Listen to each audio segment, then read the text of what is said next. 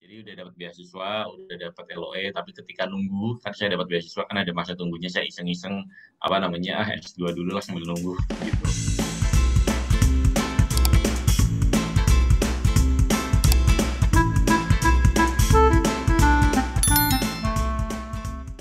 Selamat sore, sahabat literasi, salam sehat, salam semangat. Terima kasih untuk tetap stay tune di podcast Literasi Komunikasi. Satu podcast yang mencoba bercerita, sharing pengalaman dari rekan-rekan, teman-teman yang hebat-hebat dalam pencapaian studi mereka.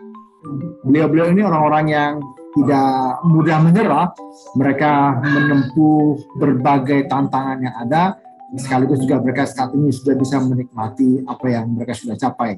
Beberapa dari mereka masih studi, beberapa lagi sudah selesai. Nah, kita akan coba dengarkan apa yang mereka alami setelah panjang waktu mereka studi. Karena literasi itu terkait dengan hal-hal pendidikan, beasiswa, sekolah, mungkin juga hal-hal yang encouraging dari sekolah begitu ya. Termasuk juga nanti ada beberapa buku kita akan bahas dalam podcast ini. Kali ini kita akan dengarkan diskusi kita, obrolan kita dengan sahabat saya, Mas Vero. Selamat sore, Mas Vero, apa kabar? Selamat sore, Mas Raja, apa kabar? Salam sehat ya, Mas ya. Saat ini di mana posisi, Mas? Posisi sedang di Jakarta ini, Mas. Oke, di Jakarta nggak boleh lama nih, masih PPKM ya. Besok ya? Ya, masih. Oke, harapan kita biarlah pandemi ini segera tuntas, kemesraan ini segera berlalu gitu ya. Amin. Dengan corona kita tak perlu berlama-lama lagi kemesraannya. Ya, Mas Vero, boleh dong di-share sedikit kepada teman-teman, kepada sahabat literasi tentang pengalaman Mas Vero. Saya itu dapat informasi Mas Vero ini pernah studi ke satu tempat ya, satu kampus yang cukup top gitu. Nah, boleh dong Mas disampaikan ke teman-teman Mas Vero itu studi di mana, kampus apa, negaranya juga barangkali luar negeri, dan yang paling penting adalah jurusannya. Monggo Mas. Ya, terima kasih. Salam juga untuk para teman-teman sahabat literasi. Jadi perkenalkan, nama saya Vero. Saya S1 dari UGM, Universitas Gadjah Mada di Yogyakarta, masuk tahun 2006, lulus tahun 2010, jurusan Teknik Elektro. Terus kemudian saya kerja lumayan lama, terus baru dapat rezeki LPDP itu tahun 2015. Terus kemudian di 2016. Entar nih, LPDP itu apa tuh? Oh, LPDP itu tuh beasiswa dari Kemenkeu dan beberapa instansi pemerintah lainnya. Lembaga pengelola dana pendidikan. Intinya dia bikin anak-anak anak-anak terpilih seperti Mas Raja ini untuk bisa berkuliah di tempat-tempat yang bagus lah. Siap. Nah, di tahun 2016 saya berkuliah di Singapore Management University di Singapura, mengambil Master of Science in Innovation Strategy. Jadi di situ belajar tentang bagaimana kita bisa mengaplikasikan inovasi kebaruan dalam baik itu perusahaan, negara maupun bisnis. Terus kemudian saya lanjut lagi S2 lagi 2017 sampai 2019 di Macquarie University di Sydney, Australia. Itu mengambil MBA, Master of Business Administration. Jadi itu kita belajar tentang bagaimana mengelola bisnis, baik dari sisi SDM, keuangan, finansial, investasi, operasi, dan banyak lagi. Jadi banyak sih yang kita pelajari selama S2 itu. Wah, jadi 2 gelar S2 gitu ya, Master of Science sama MBA. Kurang lebih begitu. Wah, ini yang dapat beasiswa dari LPDP tadi, apakah kedua-duanya atau yang mana, Mas? Oh, enggak. Saya yang ini, yang Macquarie. Jadi udah dapat beasiswa, udah dapat LOE, tapi ketika nunggu, kan saya dapat beasiswa kan ada masa tunggunya, saya iseng-iseng S2 dulu lah sambil nunggu gitu. Ngeri juga ya, iseng-iseng aja S2 gitu ya. Wah, berarti ini encer benar dong gini. Waduh, cerita dong gimana Mas caranya Mas kok bisa tipsnya dapat dari LPDP itu. Karena kan informasi yang kita dengar tuh cukup sulit ya, petarungnya atau peminatnya juga akan luar biasa banyak begitu, ya kan? Gimana tipsnya Mas Vero bisa dapat itu Mas, LPDP itu? Ya. Jadi LPDP ini kan berevolusi terus ya, secara aturan dan juga secara proses seleksi. Begitu di zaman saya, kita tidak perlu mendapatkan LOE terlebih dahulu, tetapi kita perlu mendapatkan beasiswa LPDP juga bisa. Jadi dapetin LPDP dulu, baru nyari kampus, itu bisa. Tapi yang sekarang kalau nggak salah harus dapat LOE dulu, harus dapat kampusnya dulu, baru cari LPDP-nya.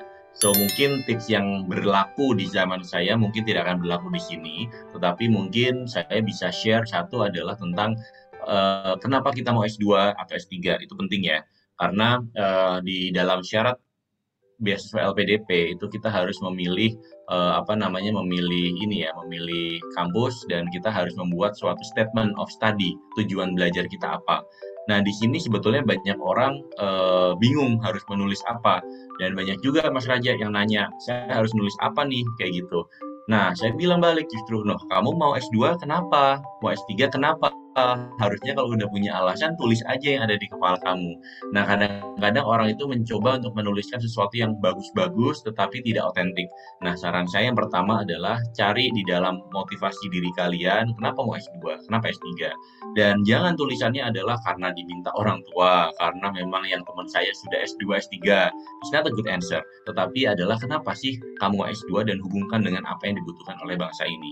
Kenapa mau S3? Hubungkan dengan apa yang dibutuhkan bangsa ini. Contoh misalnya, kalau Mas Raja S3-nya itu di bidang komunikasi. Kenapa? Karena saya merasa gelisah dengan komunikasi kebebasan pers yang misalnya kebablasan saat ini, dan saya ingin mengambil peran dalam berkontribusi merubah itu. Itu kan bagus tuh. Jadi hubungkan antara apa yang mau kita capai dengan apa yang negara ini butuhkan. Mungkin itu yang pertama. Yang kedua adalah mungkin ketika interview. Interview juga banyak yang nanya, nanti interview harus gimana ya? Apakah harus apa, harus gini, harus gitu. Sebetulnya itu interview itu kan proses ngobrol untuk mengenal diri teman-teman, karena kan LPDP tidak mengenal diri teman-teman kan. LPDP hanya mengenal apa yang ada yang mereka baca. Kalau misalnya Mas Raja IPK cum laude, terus kemudian prestasi ini itu kan di kertasnya. Kalau ketemu orangnya, apakah betul-betul nih orang ini tuh mau kontribusi untuk negara.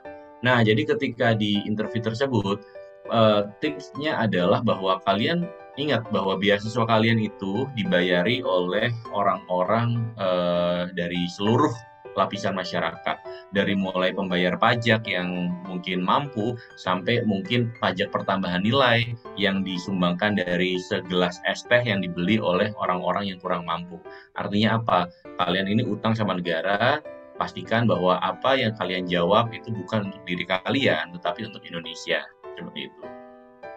Wow, menarik ya. Jadi sahabat literasi, 2 tips tadi yang disampaikan oleh Mas Vero ketika kita mau studi. Yang pertama tadi tetapkan dulu untuk apa kita studi. Jadi supaya kita sendiri siap nih waktu kita nanti membuat esai, membuat research plan kita itu memang related dengan apa yang akan kita bahas gitu, dan menjadi kebutuhan bangsa begitu. Nah, yang kedua tadi tentang waktu kita dalam sisi interview kita memang memiliki satu bobot yang memang dibutuhkan.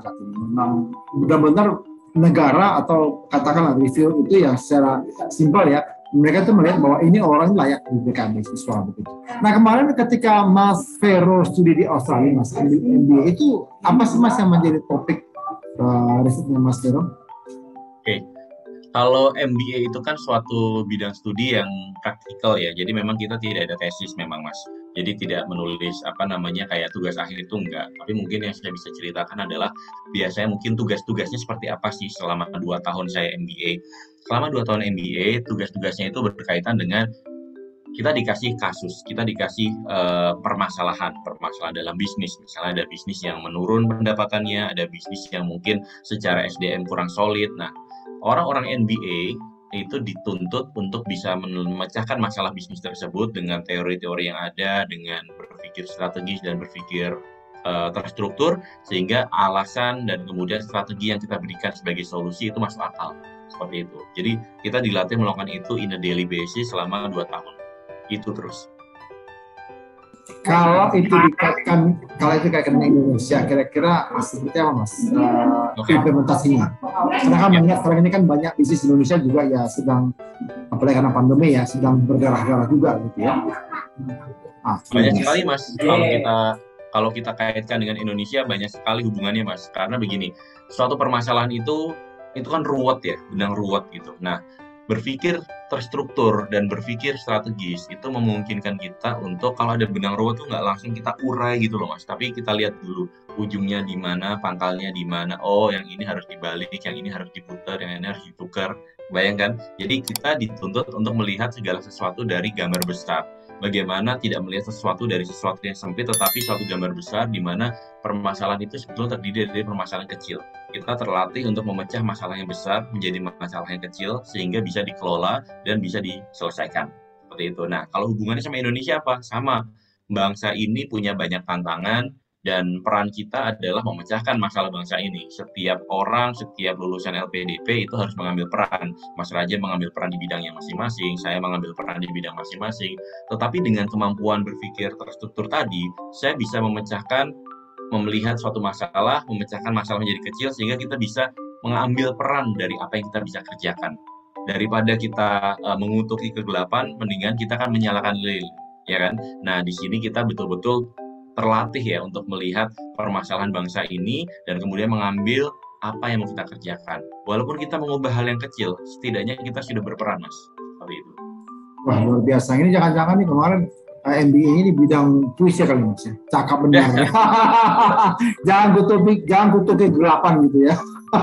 Tapi salahkan warna gelap. Iya, salahin. Nah, iya. Ada, gitu. Nah, Mas Vero kan saya kan sebutkan bahwa MBA ini kan memiliki satu perspektif bagaimana hadir di satu bidang bisnis ya, kemudian bisa membenahi dari berbagai perspektif, mungkin permasalahan yang ada bisa disoroti dari berbagai angle. Nah, saat ini Mas, mungkin saya sedikit akan mengajukan perspektif loh.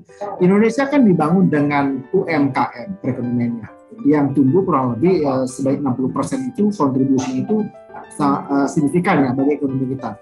Nah, UMKM ini kan ngejelimet nih masalahnya. Mulai dari legitimasi legal formalnya, mulai kemudian dari ke akses perbankannya, mulai dari SDM-nya. Nah, itu gimana Mas kira-kira ilmu yang Mas Vero punya itu kalau kemudian diminta nih, coba dong rapikan dong kira-kira UMKM kita ini supaya paling tidak nih bankable gitu kan ya, mampu ya lebih meningkat lagi, tidak hanya 60% tapi muncul lagi UMKM yang baru. Gimana Mas? Kalau menurut saya begini, jadi UMKM kan memang menyusun sekitar 90% dari bisnis yang ada di Indonesia. Jadi UMKM ini kunci. Dan kalau menurut saya tema dari UMKM itu harusnya dua Mas, yaitu adalah bertahan kemudian tumbuh. Jadi UMKM itu it's okay, mereka nggak menjadi kalau misalnya suatu hari tidak menjadi bisnis menengah atau bisnis besar. Kalau mereka bisa survive, it's already good. Tapi kalau mereka bisa lebih lagi, bisa tumbuh, itu adalah bonus. Nah, kita bicara bertahan dulu. Nah, UMKM ketika kita bicara bertahan, artinya kan mereka harus menemukan keunikan mereka ya Mas ya. Nah, satu hal yang kita lihat harus ditingkatkan dari teman-teman UMKM adalah produk mereka belum memiliki diferensiasi. Misalnya kalau kita bicara tentang batik gitu ya, atau kita bicara kain atau makanan gitu ya, pada bikin keripik kentang semua gitu kan. Tidak ada bedanya antara keripik kentang A dengan keripik kentang B. Nah, artinya adalah pertama UMKM harus bisa menemukan pembedanya apa. Nah, kalau di MBA itu kan kita diajarkan ya, kalau marketing itu pertama positioning, kemudian pricing dan seterusnya sampai diferensiasi kita apa. Jadi itu yang pertama. Baru ketika kita sudah menemukan perbedaan kita harus paham pasar kita apa. Kadang-kadang itu kita berusaha untuk menjual ke semua orang. Exactly no sebetulnya, karena produk itu kan punya segmen sendiri-sendiri. Nah, UMKM harus paham dia ini produknya apa, harganya berapa, dan dijual ke siapa. Lebih penting lagi adalah touch point-nya kemana. Baru berikutnya adalah go to market. Nah, UMKM sangat penting sekali hari gini, apalagi pandemi, itu untuk berintegrasi dengan teknologi. Baik itu UMKM apapun, menurut saya semua UMKM adalah perusahaan digital, Mas. Jadi semua UMKM itu adalah startup sebetulnya, startup digital. Artinya apa? Kalau kita jualan kaos kaki aja, pastikan itu ada di lapaknya, di Bukalapak atau di Tokopedia dan seterusnya. Ya, jadi penting sekali untuk teman-teman UMKM itu up to date dengan tren-tren teknologi yang ada.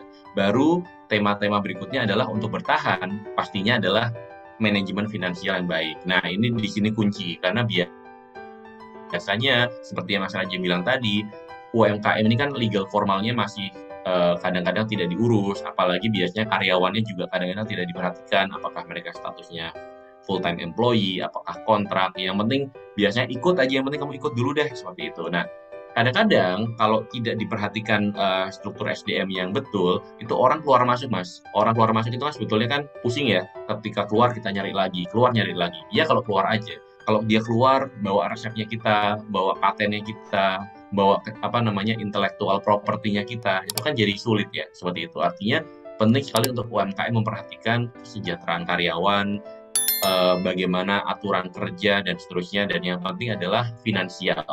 Karena gini, kebanyakan UMKM, saya tidak bilang semuanya ya, tetapi kebanyakan UMKM itu kan usaha-usaha non formal yang biasanya dimiliki oleh keluarga, ya kan. Biasanya itu mereka sulit membedakan antara uang perusahaan dengan uang pribadi. Nah, di situ kesalahan nomor satu tuh. Jadi UMKM itu harus betul-betul fix, rigid, dan dan disiplin. Ini uang perusahaan. Mau kita besok membayar uang sekolah anak, jangan pakai uang perusahaan ini. Gimana caranya dipakai sumber lain? Itu bertahan Mas. Jadi walaupun kita bicara bertahan aja itu banyak aspeknya. Nah, kebanyakan kita fokusnya adalah ayo kita maju-maju, bagus, tapi bertahan dulu. Baru kalau udah bertahan, bisa bertahan di tengah gempuran pandemi, tidak bangkrut, tidak tutup, itu udah survive, itu udah kemenangan besar lah hari ini. Baru kita bicara growth. Growth itu another conversation lagi. Tetapi kalau menurut saya, UMKM ini harus dijaga tidak mati dulu. Itu aja. Pandemi ini kan banyak sekali mematikan banyak UMKM. Jadi saya mungkin fokus pada growth, pada bertahan aja dulu. Bertahan, defense ya. Defense dulu aja. Oke, jadi kalau tadi Mas Heru bilang nih, bagaimana UMKM bertahan, berarti kan pertama-tama dia harus tahu dulu apa yang diferensiasinya, gitu, pembeda dia dari UMKM. Dan kedua kemudian dia baru memiliki service mungkin ya, layanan dia apa ya, seperti katakanlah layanannya mungkin selama ini ya ngasal gitu kan, packingnya itu kurang baik, maka sekarang perlu dibenahi lagi ya packingnya. Nah, kalau dalam yang saya tertarik tadi Mas Vero sebutkan dari sisi harus menggunakan digitalisasi teknologi gitu. Nah, itu artinya kalau sekarang ini tadi Mas Vero sebutkan semua UMKM itu adalah startup. Oke, berarti nanti kalau banyak startup muncul, apakah ini tidak saling berebut pasar, Mas? Atau bagaimana, Mas? Ya, enggak sih, karena pasarnya sendiri besar, Mas. Indonesia itu adalah domestic market salah satunya terbesar di dunia. Dan kita belum mengkapitalisasi atau memanfaatkan semua sebagian besarnya. Artinya apa? Kalau kita tidak yang memanfaatkan, negara lain akan memanfaatkan. Artinya nggak masalah sih sebetulnya kalau pasarnya jadi rame tapi orang-orang kita sendiri. Yang bermasalah adalah ketika rame tapi bukan orang-orang kita. Itu jadi bermasalah karena artinya adalah aliran dana itu tidak berputar di Indonesia tetapi lari keluar dan itu akan jadi problem. Oke, jadi sahabat literasi yang punya passion untuk berusaha UMKM begitu, silakan nanti Anda bisa tanyakan pertanyaan Anda dengan menghubungi kami di nomor yang ada di layar ini. Kami akan mencoba merespon Anda juga nanti jika perlu menanyakannya Mas Vero, kami akan teruskan ke beliau. Nah Mas Vero, saat ini saya tuh lagi tergelitik ya, saya tuh lagi coba mempelajari juga TikTok gitu ya. Mungkin bukan area saya, tapi saya boleh ikut nih karena saya pikir betul tadi Mas Vero bilang harus kita in charge juga kan dengan teknologi. Saya lihat di TikTok itu banyak sekali penawaran bisnis yang mudah, tidak perlu modal, artinya modal itu kecil gitu kan. Misalnya ada juga yang beberapa itu sampai produk sampai ekspor begitu. Nah, gimana Mas menurut Mas Vero untuk bisa memanage ini supaya kemudian ide-ide cerdas ini kemudian bisa dioptimalkan oleh masyarakat Indonesia. Betul tadi Mas Vero bilang, selama itu pasarnya dikuasai oleh pasar Indonesia atau pemilik Indonesia kan perputaran uang kan di Indonesia begitu ya. Nah kalau kemudian ide ini sampai tercuri oleh orang luar, mereka melihat wah ini potensi Indonesia besar nih, saya masuk aja. Nah bagaimana kira-kira Mas untuk paling tidak membatasi ini hanya khusus untuk pemain Indonesia?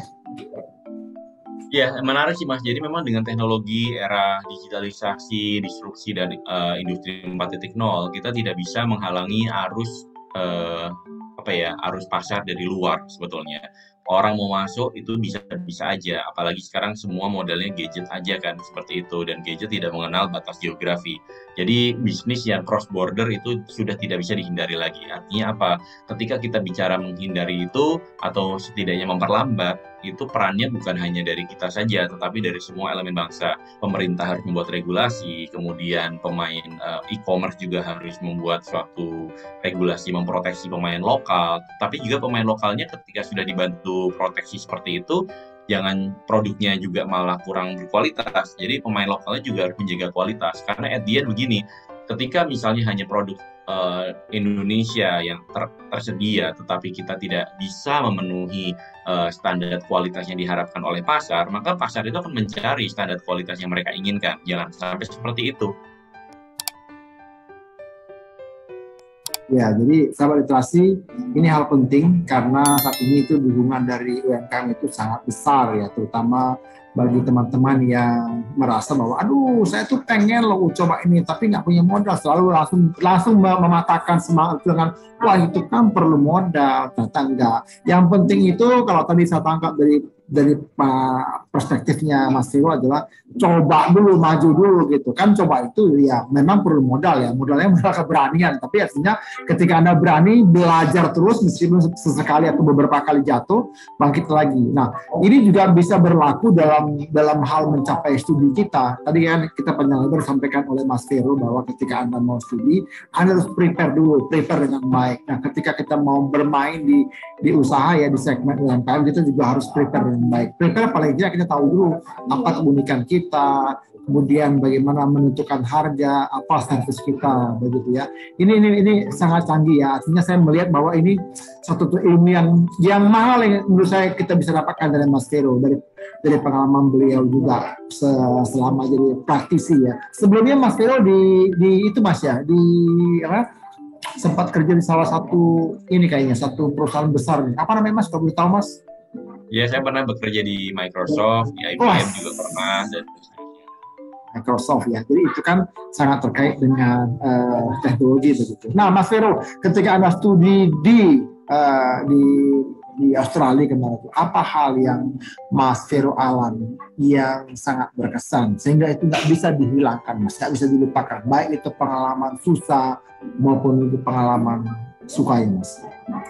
Mungkin kalau susah ya ada lah ya, tetapi mungkin kita karena semangatnya optimisme, kita fokus pada yang enak-enak dulu aja ya.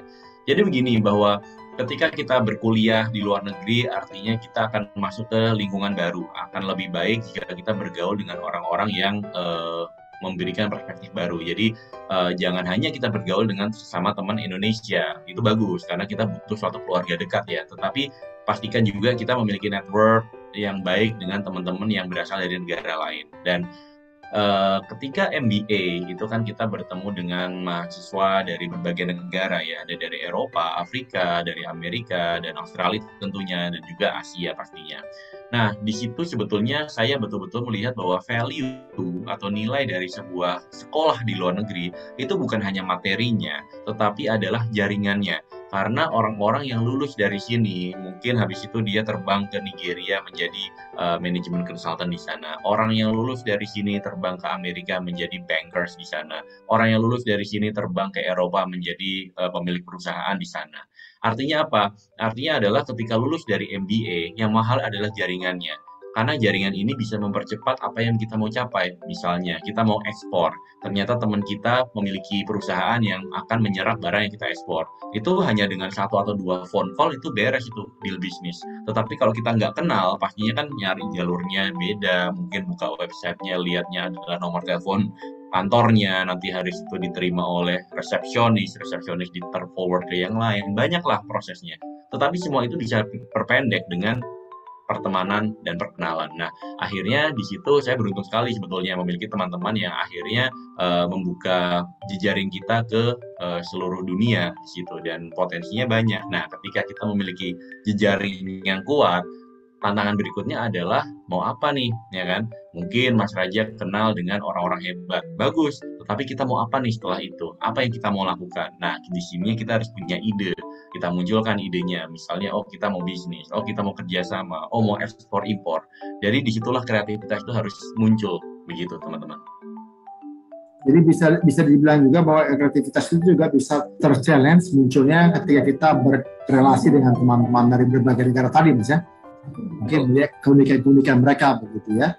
Wow, luar biasa. Jadi sahabat literasi, kita sudah dengar tadi sedikit waktu kita gunakan untuk tanda petik ya, menimba ilmu dari Mas Vero. Karena ini sesuatu yang sangat berharga. Bagi kami di podcast ini, informasi yang kita sampaikan itu memang mungkin ada sebagian orang merasa, aduh kok cuma itu aja sih, tapi bagi kami ini satu hal yang berarti sekali, karena setelah ini kita nanti akan ada bagian-bagian lain akan memperdalam. Misalnya barangkali bersama literasi nanti ingin dapatkan semacam mentoring untuk bisa mendapatkan beasiswa, kami juga akan mencoba memfasilitasi itu. Karena itu silakan sampaikan pertanyaan-pertanyaan Anda, apa yang menjadi pesan-pesan Anda, silakan sampaikan ke nomor dan juga medsos di bawah ini, dan kami dorong Anda untuk bisa subscribe dan share ke sebanyak mungkin teman-teman supaya banyak lagi orang dapat informasi yang lebih baik. Oke, terima kasih Mas Vero untuk ilmunya. Ini luar biasa. Terima kasih Mas Raja sudah diizinkan sharing di sini, jadi bisa ngasih manfaat buat yang lain. Ya, kami berharap apa yang Mas Vero sampaikan itu menjadi berkah bagi teman-teman, karena sedikit pun yang kita sajikan itu kalau kita kerjakan dengan tulus itu pasti membawa manfaat bagi banyak orang. Terima kasih sahabat literasi, saya Raja Nepitupulu pamit undur, salam sehat.